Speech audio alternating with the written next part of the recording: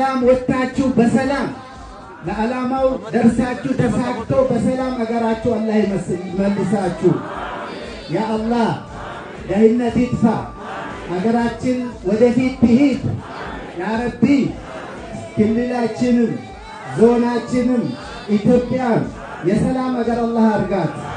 እናንተ ለሃያኛው የብሔር ብሔረሰቦች ተሰብስባችሁ ከየአገር መጣችሁ በጣም ደስ ብሎናል። አላህ አስደስታችሁ።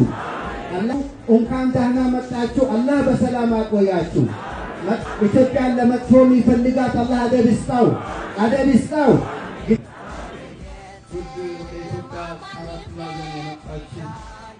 በፎሌም ቀድም ሄደ በወገሬት በጣም ይለማው በስልጥኛ ባላሰ ቋንቋ ስለዚህ እችን ውጭ ሀገር እችን መልካም ሀገር ቤተክርስቲያን የምታከብር መስጊድ የምታከብር ሁሉም የአንድነቱን በአንድነት ተቀባብቶ የሚኖርባት ተምሳሌተ ኢየሩሳሌም ሀገር በመምጣታችሁ እንኳን ደስታ ተሰምቶኛል። እንኳን ደስ አላችሁ እላለሁኝ።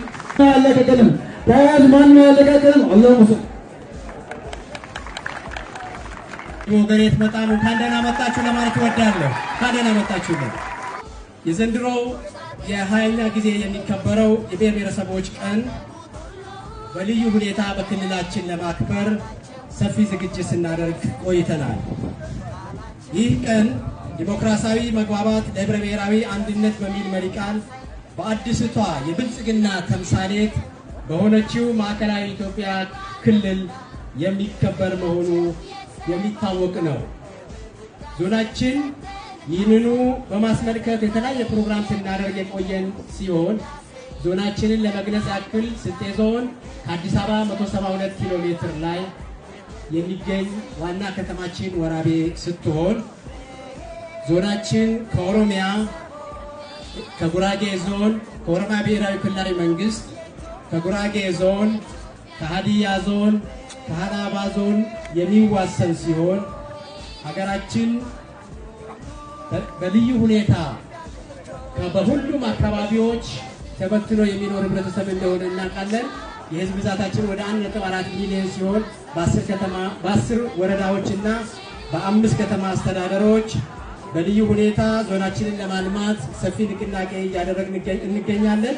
እንግዲህ ሀገራችን ምድረ ቀደምት በሁሉም የታደረች ለሁሉም የምትተርፍ በህብረ ብሔራዊነት ያጌጠች በሁላችንም የምትገነባ በአጭር ጊዜ ውስጥ በብልጽግና ታላቅ ሀገር እንደምትሆን ሙሉ እምነት አለን።